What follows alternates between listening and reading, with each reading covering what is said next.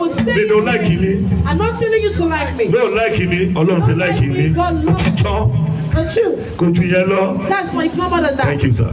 Bí a máa ṣiṣẹ́ lọ, má ṣe wá ìsinmi.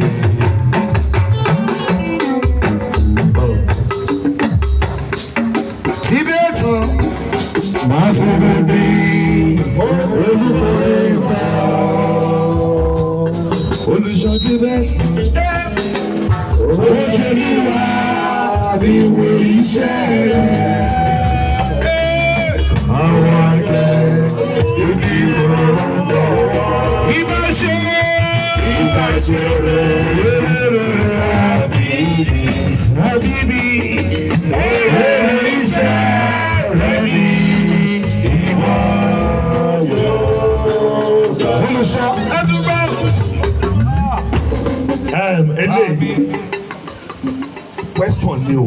This is a Mi ò mọ question. ọ̀tẹ̀ wá ṣe ní ṣẹlẹ̀. I don't know what you're doing in Celestial. Mo believe bóyá kẹ́ dá wà láyé ara I yín. believe you have to stand alone. Mi ò rí lábẹ́ ènìyàn I'm kankan. not saying you under the guidance Ẹrù ló wà of nílẹ̀ anyone. yìí. This is a lot of load. Ẹ bá kàn dúró sábẹ́ ṣẹlẹ̀ yẹn. But if you're under the Ṣẹlẹ̀ ò lè guidance of add Celestial, value. they can't add value. Ẹ̀yin lè add value. You are the one to add value Tó to máa ń it. kọ story.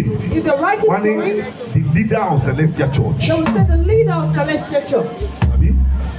Ẹ̀ ṣe leader of Celestial Church. And you're not the leader. Leader wà níbi tó wà. The leader is Táwọn where leader yẹn bá rí sínú òní bí wọn. if the sea will not be hungry.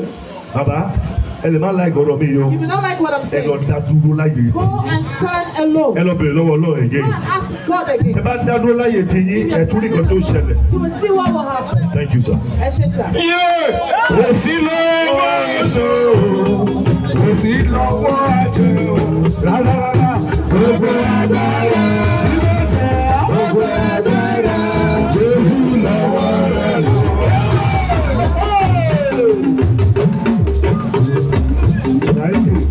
Bàbá o, ọmọ yìí, ọ̀rẹ́ mi ni.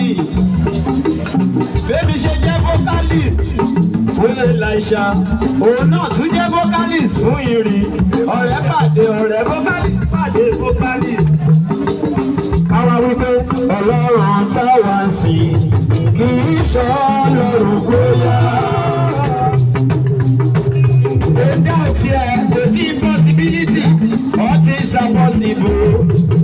Ọlọ́run táwa ń sìn kì í ṣe Ọlọ́run bóyá. Ọlọ́run táwa ń sìn, Ọlọ́run àti ṣẹ̀ṣẹ̀. Ọlọ́run tí kò sí kì í ṣe Ọlọ́run. Kì í ṣe